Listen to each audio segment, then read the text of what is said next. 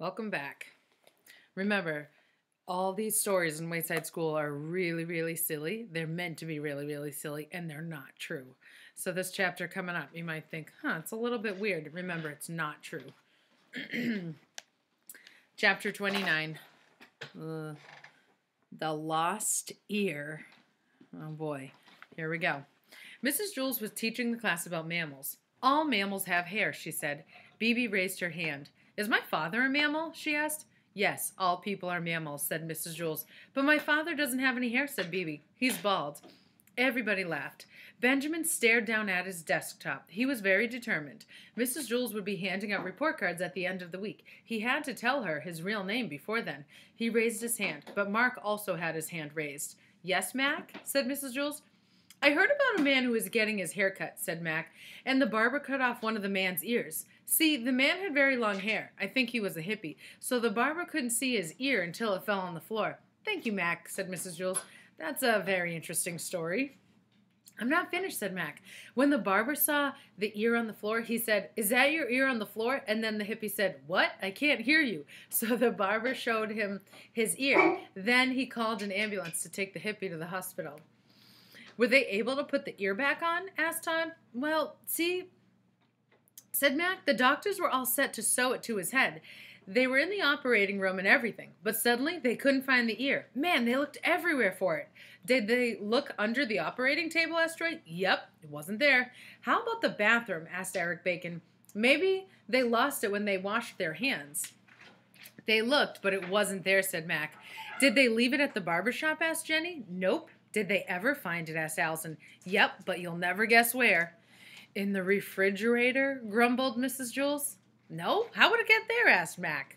Do you remember what was found in the refrigerator a few chapters ago? Well, we really need to get back to mammals, said Mrs. Jules. Yes, Mark. Benjamin lowered his hand. My name's not Mark, he said. My name's really is Benjamin. Benjamin Nushmut, and I came from Hempleton, not Magadonia. Fine, said Mrs. Jules, but we are talking about mammals. Now, the whale is the largest mammal. Even though it lives in the ocean, it is still a mammal, not a fish. Do whales have hair? Asked John. Yes, said Mrs. Jules. Dana laughed. A whale with pigtails, she exclaimed. Boy, I'd love to pull one of those, said Paul. Benjamin couldn't believe it.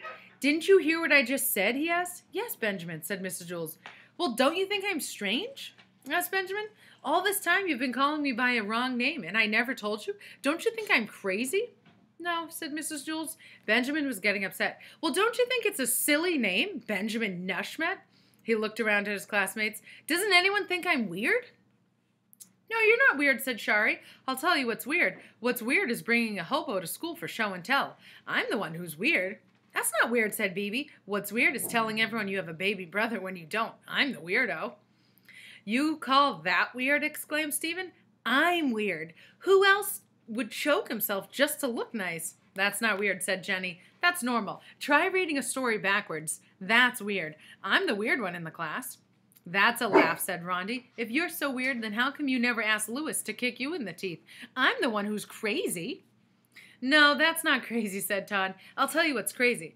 What's crazy is that we all go to school on the 30th floor, and the bathrooms are way down on the 1st. Everyone agreed with that, even Mrs. Jules. Benjamin shook his head. What a bunch of weirdos, he thought. Then he smiled. He felt proud to be in a class where nobody was strange because nobody was normal.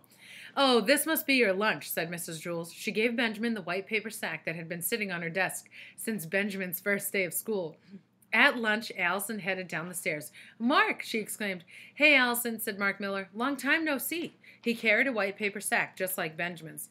Allison was afraid she was back on the 19th story. Don't worry, said Mark. Suddenly, everyone realized my name was Mark Miller and not Benjamin Nushmut. And then Miss Zarvis gave me this bag and told me to take it to the hospital. Is it your lunch? Asked Allison. Look inside, said Mark. He handed her the bag. Allison looked inside. There was an ear. Allison's eyes lit up. Oh, now I get it, she exclaimed. I understand everything. There's no Miss Zarvis.